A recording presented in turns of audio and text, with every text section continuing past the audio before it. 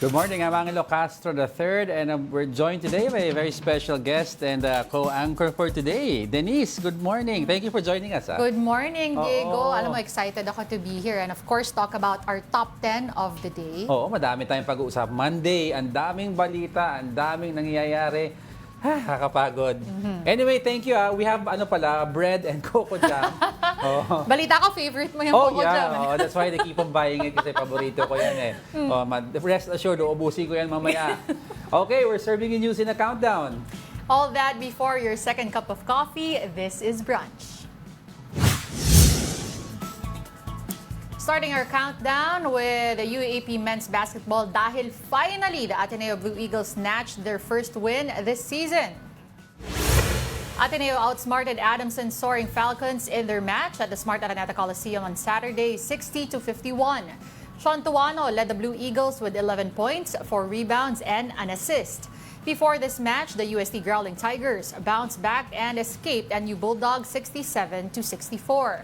The Bulldogs were initially taking the game, but Fortski Padrigao clutched a layup to help the Growling Tigers take the lead and eventually win the game. Still in sports, NLEC punches a ticket to the PBA Governors Cup quarterfinals. The Road Warriors defeated Barangay Nebra 103-99, giving them a 5-5 record in Pool B. Anthony Semerad scored 6 of his 12 points in overtime to help NLEX take control of the game. Meanwhile, TNT Tropang Giga leaned on a huge fourth quarter breakaway to defeat Northport Batang Pier 99-79. John Paul Eram finished with a double-double of 17 points and 13 rebounds.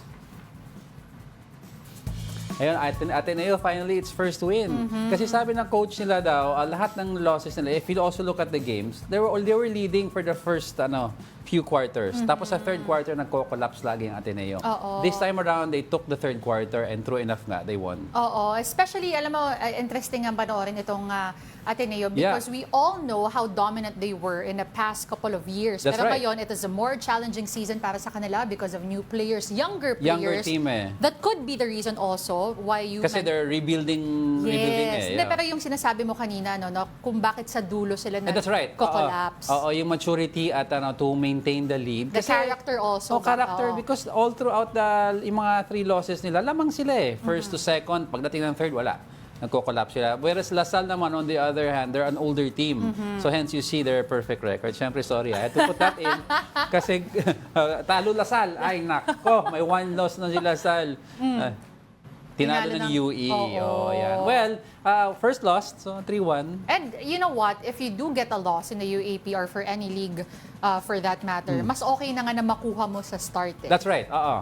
Where you're still building your record. Correct. Kasi pag sa dulo, natalo ka, crucial stages. Exactly. Alanganin. All right, let's move on. Okay, on the 9th spot, we're switching gears to U.S. politics. Donald Trump rejected another debate with Vice President Kamala Harris before the U.S. presidential elections. The Democratic presidential candidate expressed willingness for another debate with the former president. However, the Republican bet insisted that another debate is, quote, just too late. Harris and Trump had their first and only debate on September 10, and based on polls, the vice president won the verbal match. Yeah, did you watch the debate? Kasi I did. nagulat si Trump because they were fact-checking him every time when he was talking about eating dogs and cats pa. You saw that? Yes. Actually, ang dami contrasting opinions actually. No? A lot of people were saying that Kamala Harris won the debate because she had laid out plans at lahat lagi may sagot siya. There was, at one point, Donald Trump was asked, do you have a plan?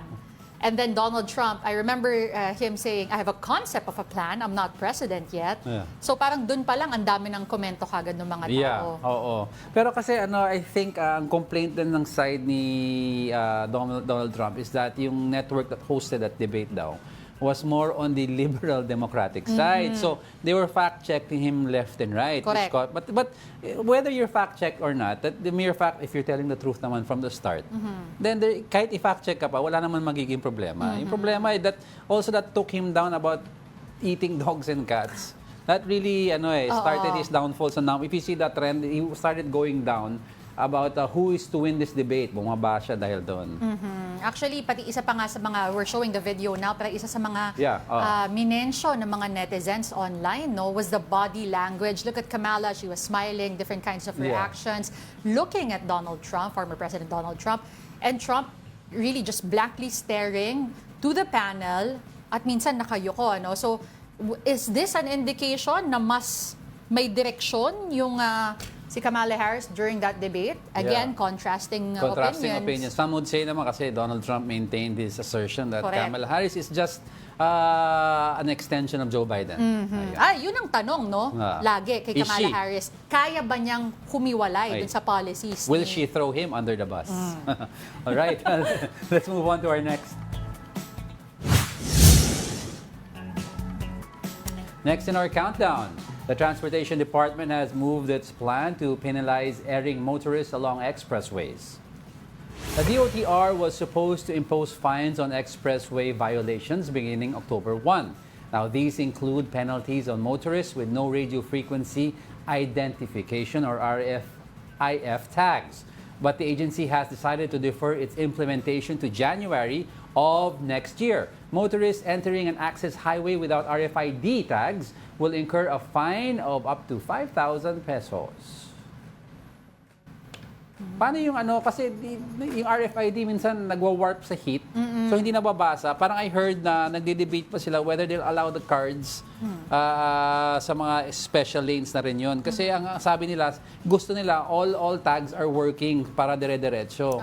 So ang question ng motorist, nasisira yung RFID tags. Minsan nga yung actual card hindi nababasa sa yung scanner. Yung akin na buo yung tag ko, pero minsan kailangan ko pa rin tumigil. So pag dumadaan ka, nag-automatic ba umakyat sa'yo? Minsan, depende. Automatic, pero may mga times din na may mga certain tollways or exits na kailangan ko pa ipakita. Yung card para scan. At kailangan mo syempre mag-intay na may lumapit from another booth papunta sa'yo. Oo, kasi walang tao minsan. Oo, so may pila lahat yon. That's right. So, I mean, you never really know when it's gonna work or not. Dahil nga yung sa akin, when you see it, it's intact. And sa mga ibang tollways, gumagana naman. Tsaka ang nagiging problem rin daw sa iba is yung system, pag nagda-down sandali or nag-reboot, parang if you scan your card, hindi niya alam kung ano yung balance mo. No data, parang nakalagay no data, parang no data. So, sa akin din. Ganun, So, sana naman before all of this is put up, the system is strong and in place. Pero ito is guaranteed naman mangyayari yun. Well, hopefully nga, bago nila implement yung fines. Kasi hindi biro ang 1,000 hanggang 5,000. Oo, hindi biro yan. Pero I know what they're trying to do kasi sa mga off-ramp ng Skyway, for example, di ba, pag wala kang RFID, sila ang nagkakos ng traffic. So, useless din ang Skyway. That's right. Kung sa off-ramp pa lang traffic ka na. May nakita nga ako hindi daw Skyway, Skyweight. Mga story ng mga netizens natin, alam mo naman, very witty. Skyway. Alright, madami pa tayong pag-uusapan na kung naghihintay po kayo sa Skyway, panoorin nyo na lang. Actually, hindi. Wag kayo manood ng cellphone, ng TV. While driving. Wag pala. I take that back. But coming up, ito po, what is former President Rodrigo Duterte's latest remark about his successor, Bongbong Marcos? And aside from Vice President Sara Duterte, who else visited former Vice President Leni Robredo in Naga City? Nako, they're all paying their courtesy calls to VP Leni.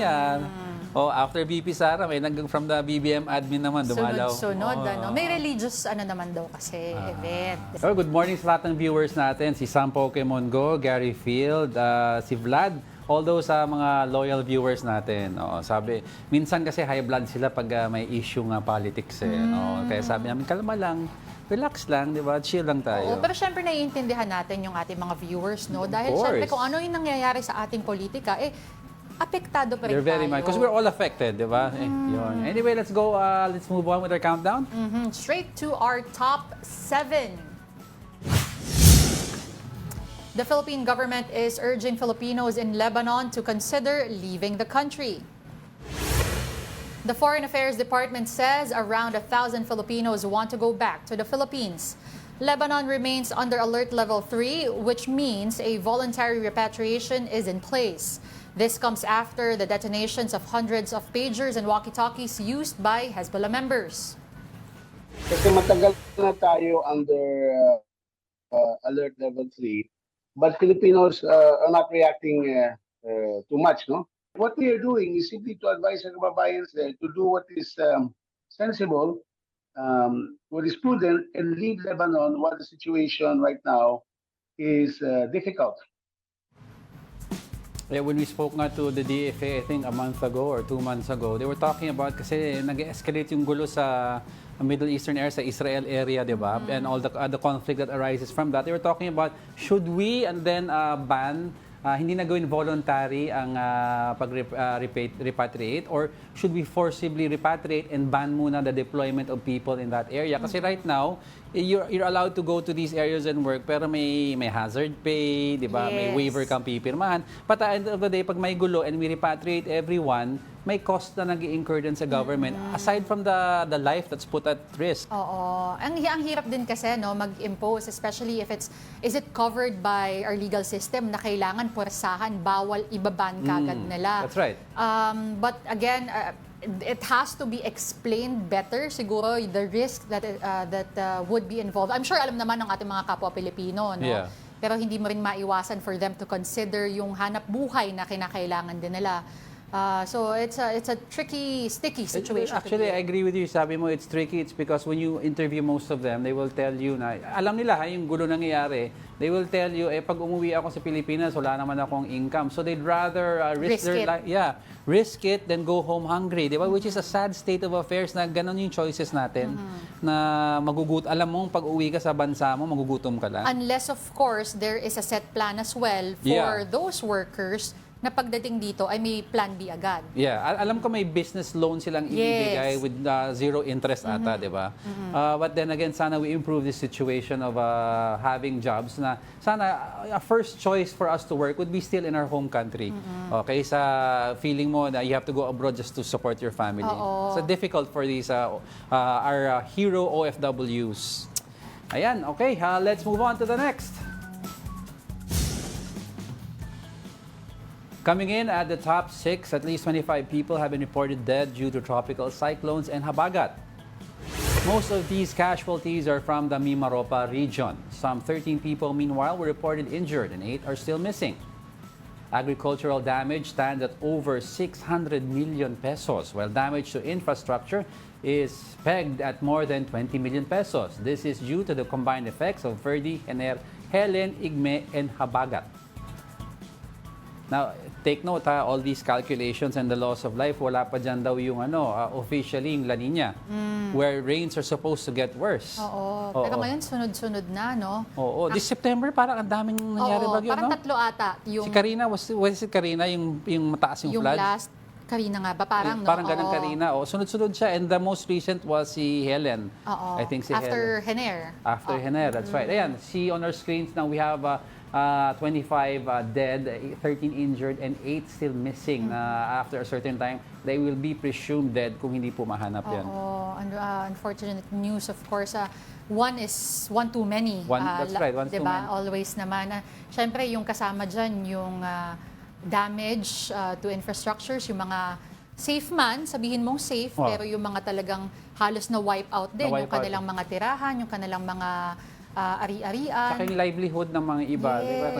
Agricultural lands. Kasi for a farmer, malaking investment yung isang season na pinapalaki mo waiting for harvest. Ilang buwan mong inaasahan biglang wala ka na mga harvest, diba? So, we should then review our geohazard maps already na matagal na nila gusto i-implement, so we know where to plant, what kind of crops we are to, yung mga sufficient na yung mga crops na lumalaban sa weather, adverse weather. Modern ways of agricultural farming. Yes, for us to be able to adapt as well, no? Kasi parang taon-taon na lang ganito naman ang it's not nothing new actually. Nag-escalate siya, but it's not new, so we should know how to adapt. All right. Moving on. Okay. We're seeing what is on the 5th spot, and that is a BRP Teresa Magbanwa's replacement. The National Maritime Council, or NMC, said the vessel is now sailing to Escoda Shoal. NMC spokesperson Alex Lopez did not disclose the name and other details of the vessel. The location of BRP Teresa Magbanwa's replacement was also not shared to the public. Lopez said this is part of their new operational adjustment. As we speak right now, yung inalisan ng Teresa Magbanwa ay meron tayong pinadala. Hindi ko nasasabihin kung ito ay isang Coast Guard vessel o ito ay Philippine Navy vessel. But ang pinaka-importante dito, again, agam-agam ng ating mga kababayan, bakit walang kapalit? Meron tayong kapalit. They were talking about the only other vessel that's as big as Teresa Magbanwa, which is one of our biggest vessels in the Coast Guard, is yung BRP Melchora Aquino. But they ruled that out na sila ang papalit sa Teresa Magbanwa because they need Melchora Aquino in other places in the West Philippine Sea. Oo, so right now siguro, I think they'll deploy a Coast Guard vessel. Ang point doon is what's to stop the Chinese Navy or Chinese Coast Guard from ramming our vessel once more if it's there, di ba? Oo. At saka yun nga yung tinatanong ng mga tao, nasan muna yung replacement? Oo. Usually kasi, di ba, parang pagka alis mo, may kapalit. Ay, di May ba hinahanap. yung paalis ka pa lang dapat Yun na nga. may parating, di ba? Ayun na nga. Oo. Dapat kung may aalis na isa, meron ng automatic na papalit dun sa pwestong. Pero hindi, yun. umalis siya without securing the... Usually kasi tactics yan eh. Di ba? You secure your position muna and then the other one will... Exactly. Pero hindi eh. Tsaka hindi mo pwede sabihin na gulatan sa Teresa Magbanwa. It's because nasira na yung desalination system, may butas na siya because na-ram siya. So, they kind of already knew that they were about to leave anytime. Scheduled. Nakaschedule na, Oo. oo. So, kung paalis na sana, ang sabi ng iba, sana may parating. Pero parang nakaharang daw yung isang ibang Coast Guard vessels. Namataan nila yung monster ship ng China. I think it was the Navy. The biggest ship in the world. Yun ang nakabantay naman na doon. Parang not really nakabantay, pero around that area. So medyo, I think, iffy yung Coast Guard from deploying at that time. Oo. Supposedly, there are big brother neighbor ang China, sabi nila. Sabi nila. Sabi nila. Oo. May big brother ka ba na bawal ka pumasok sa sarili mong bahay? Ay, nako. Kakainit ang ulo umagang umaga. Sige na nga. Let's move on to the next. On our top 4, dismissed Mayor Alice Guo will be detained at the Pasig City Jail over qualified human trafficking. Here's the report. Alice Go is set to be transferred to the Pasig City Jail dormitory today. This comes after the Pasig Regional Trial Court issued an arrest warrant for qualified human trafficking. On Friday, Go underwent booking procedure and medical examination. She was supposed to be transferred on the same day, but it did not happen. Hindi rin po tatanggapin ng DGNP kapag kulang din po yung mga dokumento. Definitely, once matapos po yung proseso, once ma-return po yung warrant, I think there's no stopping CIDG to bring the living person of Alice Guo to Pasig City Jail. Once Go is in the Pasig Jail, the BJMP said no special treatment will be given to Go. Ito pong selda na to ay may laman ng 44 na PDL sa ngayon. Merong 10 triple deck bed bunks at kasama niya yung ibang PDL. Nakakahiga naman lahat po. Go's legal camp, however, has filed a motion to retain her in the PNP Custodial Center, citing death threats. Kasi alam mo, nakita mo naman, pag gumagalaw siya, ilang hundreds ang SWATs dyan, di ba? Nakita mo naman yung risk kasi, yung pag-handle ng mga high-profile PDL.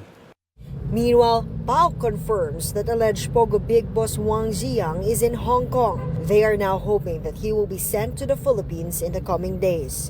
Authorities believe that Ziyang and Alice Go are linked to the illegal Pogo in Bamban, Tarlac. Hintayin natin yung paglabas ng warrant, tapos papa-red notice yun. At saka natin pakukuha. Siya yung pinaka-partner, but I cannot consider si Alice ko na under niya o pwedeng magka-level lang sila. For News 5, Ria Fernandez, We Are One News.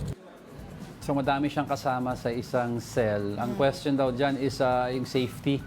Although, yeah, we understand naman, he cannot be treated special, di ba? Dahil you're all undergoing cases.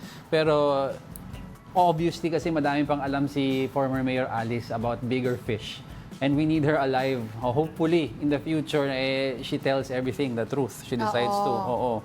Because if she's really scared na there's a big fish na supposedly threatening her, what's to stop this guy from or woman from accessing people in the prison system to take her out? Exactly. Oo. Actually, dun pa lang sa cell niya na 43 yung kasama niya. That's That right. would be a risk on its own. Yeah, Diba? We're not trying to imply anything here, pero yung dami nung nakapalibot dito That's kay right. Alice Go, who is, somebody who can speak about so many things. So many things. Na hindi natin... An entire system ng Pogo, she could speak about that. And we were talking kanina, di ba? Like, napaka-congested talaga yung mga city jails natin. Sabi nila, di ba, 10 triple-decker. 10 triple-decker. Pero yung unang binigay na numero is 44. 44. So, 10 triple-decker. 30. 30 people. So, the 14, maghihintay ka. Ang alam ko kasi, I was telling you kanina, nag-rotate sila about who gets to sleep on the bed para kumasya sila.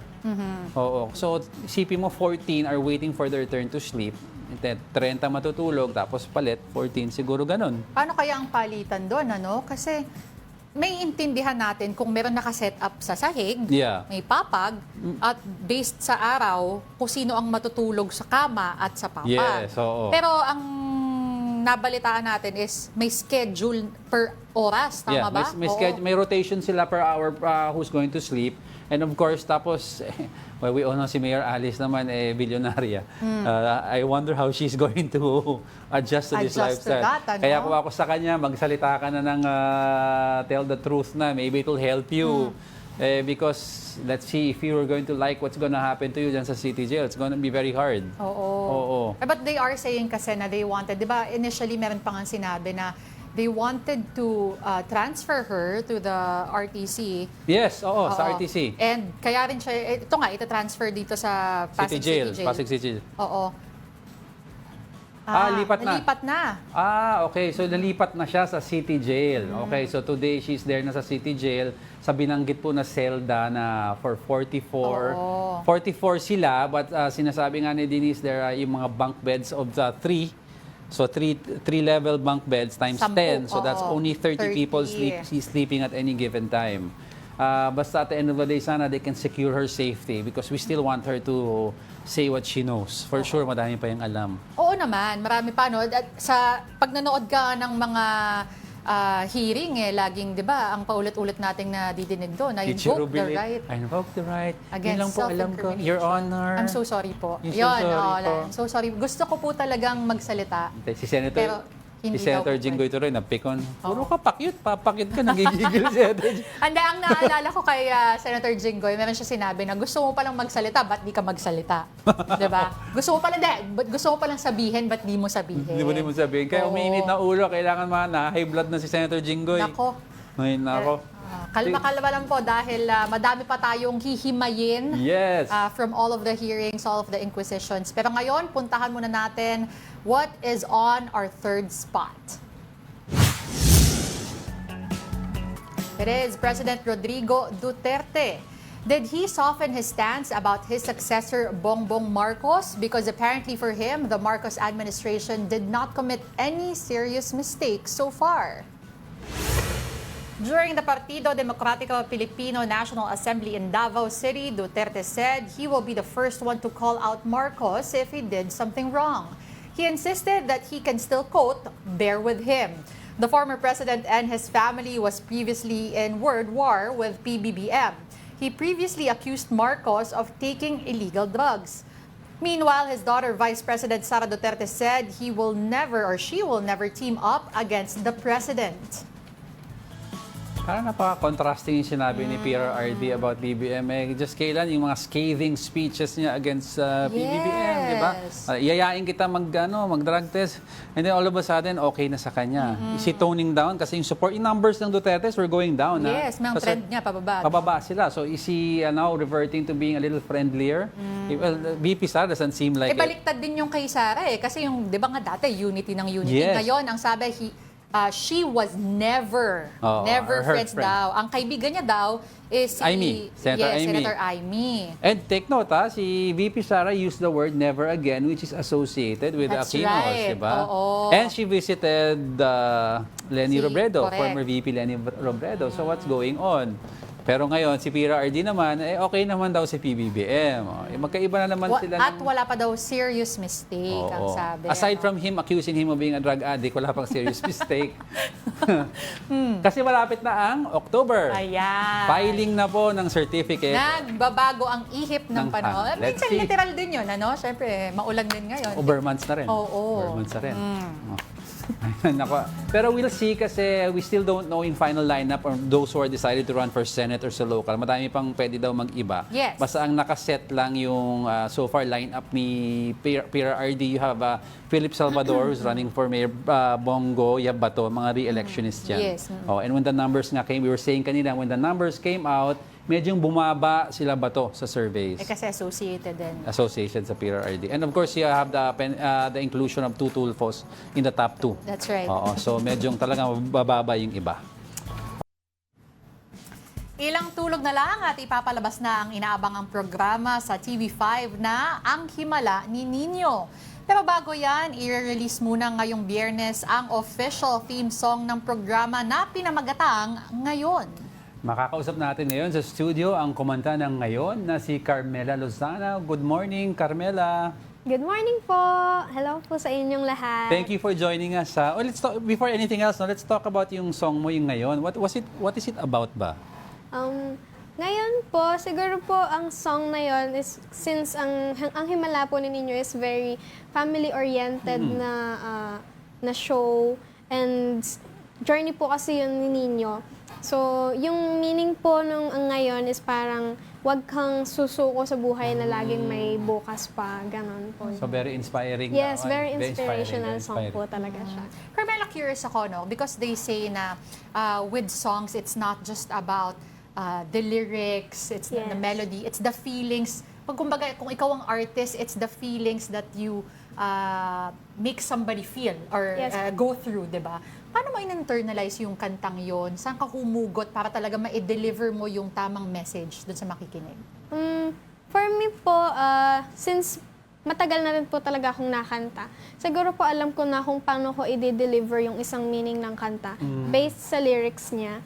And siguro po, very relatable naman po talaga sa lahat ng tao yung song na ngayon since it's about life and inspirational. Maraming inspirational message po yung song. So, siguro po doon lang ako nagfo-focus para maipahiwatig or mapakita ko yung meaning ng song talaga. Pero how are you involved in this project? I mean, paano ko nalapitan na to make this song for this show? Actually, very biglaan din po talaga ng sinabi na kung gusto ko daw po na ako po yung kumanta nung theme song. So, why not naman po ba? So, lumapit lang po sila sa akin, nakantahin ko. And very malaking opportunity po talaga ito para sa akin kasi first time ko pong gumawa ng theme song para sa isang teleserye. So, very exciting and medyo kabado po. Kabado? Yes, kasi first time. Pero kamusta naman yung experience mo? Because, syempre, working with the legendary George Yes. Ay, oo. Oo. Yeah, oo. Okay naman po. Very masaya naman po, lalo na nung nirecord yung song. Biglaan po talaga yun, mga ilang days ko lang inaral yung kanta talaga. So, pero hindi naman po ako medyo na-pressure lang ako sa part na first time ko nga po ito. Na, Hindi ka naman kinabahan kay... hindi naman po, mas lumitaw yung excitement ko po. Pero moving forward, no, what do you see yourself do? I mean, itong project na to, how will this play out for you? I mean, ano yung magiging, aside from singing the song, role mo in this show? Ako po yung magkakanta talaga mismo ng theme song. Okay. So, halimbawa po pag nakalabas na yung teleserye, so maririnig niyo po lagi yung boses ko. So, talagang parang madalas magiging trending ka niya. Puro boses ko po yung kanta. Sige. Carmela, mamaya, no? Siyempre, alam mo na yan. Ay, oo. Hindi may iwasan, hihingi Ay, kami ng syempre sample wala. sa inyo, sa'yo, rather. Pero, balikan natin, no? Before the song, before yung ngayon, alam natin na ikaw ang nanalo sa Singling Ultimate Videoke Yes, Season right. 2. Yes. That was back in 2022. Apa. At alam ko, sabi mo, no, bago pa ikaw sumali, talagang kumakanta ka na, simula bata ka pa. Maybe you can just share your journey from before winning the competition at kung paano nabago yung buhay mo after winning it. So, since 3 years old po talaga kasi ako, sa school po kasi lahat siya nag-start sa nursery, sa mga sa competitions ng school. So, lagi po ako ang sinasali ng teacher ko. And then, nasabi nga po sa akin ng teacher ko na may talent nga daw po ako nun. Mahilig naman po talaga ako kumanta-kanta ng kahit wala ako sa lyrics. Pero, nasa rhythm and nasa tono lahat. So, nag-decide po sila, mama, na isali po ako sa voice lessons since noong bata pa ako. And hanggang ngayon naman po, tuloy-tuloy pa rin po yung voice lessons ko. At ang siguro po difference ay dati po, mahilig talaga akong sumali sa mga amateur singing contest sa mga barangay. So, lagi po akong nandun basta walang pasok. Or minsan kahit may pasok, basta gabi yung amateur singing contest, nagjo-join pa rin po ako. And nung nanalo, yung Singaling po kasi hindi siya yung first TV show na nasalihan ko. Marami na rin po akong nasalihan na hindi naman po ako pinalad na manalo. And sa Singaling, siguro po ang Singaling yung pinakamahirap na show, yung mga segment, yung kung paano dapat manalo. Siguro po yun yung pinakamahirap sa akin kasi hindi mo po talaga alam yung songs na pipiliin mo. And like parang on the spot po kasi talaga yung song And pinalad naman po ako na manalo kahit na ako po yung isa sa mga pinakabata na nag-compete sa show na yon. And siguro now, looking back to it, parang super exciting na alam mo yung pag naiisip ko po na hindi ko nga po alam na makakarating ako sa mga ganito, na interviews like this dahil lang doon. Pero super thankful ko po talaga. Pero paano, ano yung biggest change na nakita mo? Kunyari, ikaw ba madami na nagpapapicture, madami din bang umano sa'yo? Kantahin mo naman yung ganito, ganyan. Opo, na-experience ko po yun. Pero nung bata pa rin po, yung hometown ko po, napaka-supportive naman po talaga. Kahit sa mga shows po na hindi po ako pinalad na manalo nga po. Supportive po sila kahit noon. And hanggang ngayon, lagi po nila akong pinupuri, iniimbitahan. So, very thankful po ako sa kanila. So, sa mga nagpapapicture, like sa gigs. Siyempre po, may mga nag-aano po na gigs, mga nag-inquire. So, very, very thankful po for that. Alright, maraming salamat again. That was Carmela Lozano. Thank you again. Thank you so Thank you, much Carmela. po. Thank you. Being here, napakaganda ng boses mo. Alright. Kanta ng kanta na Oo. heart-wrenching, gut. Gusto ko yung gusto ko yung parang bumubulong. Bumubulong siya. Na-challenge yung ko vocal cords ko Ay, nako, Nanonood lang ako. Anyway, madami pa tayong pag-uusapan, so let's move on to our countdown.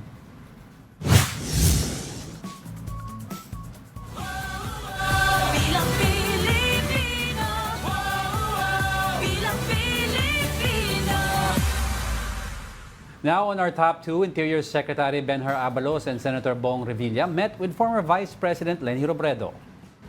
Robredo was visited by Abalos and Revilla in her residence in Naga City on Saturday.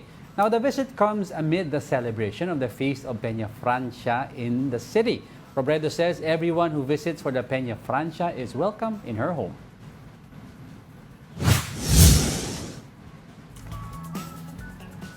Our top story for today is a surprise meeting between Vice President Sara Duterte and her predecessor Leni Robredo last week.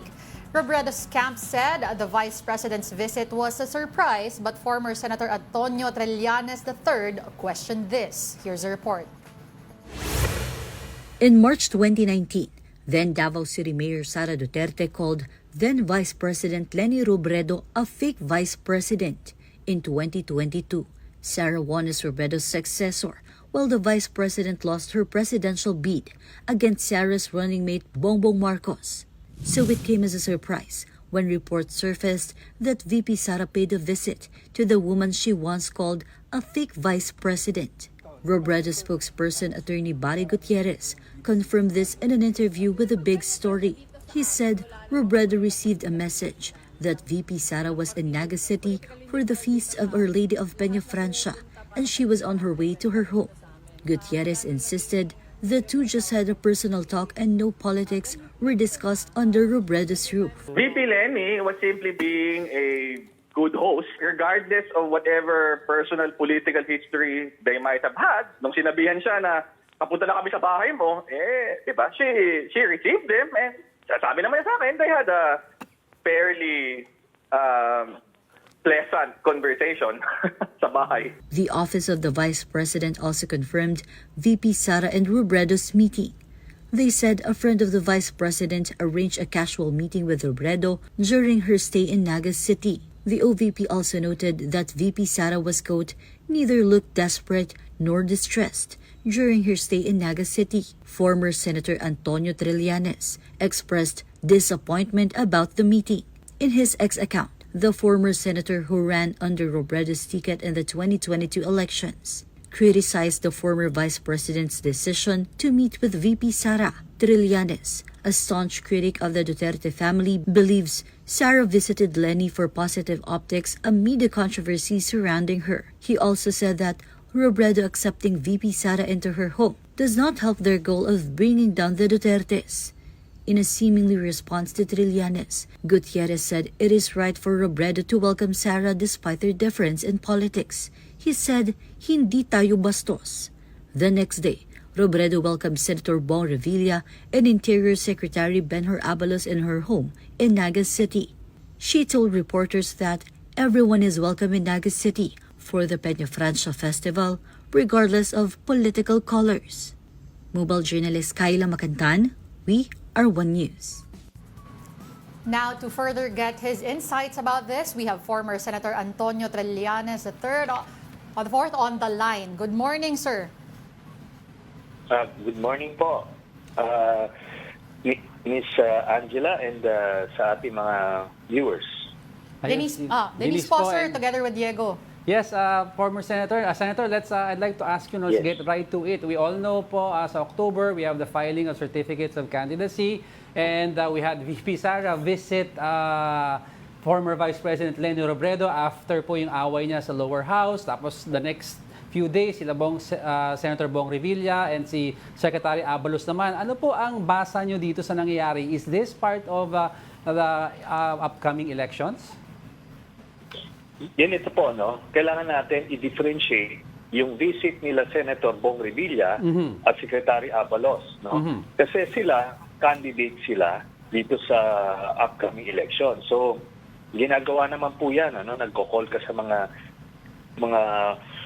local leaders, mga political personalities doon. Ngayon, itong si Sara Duterte, vice president siya.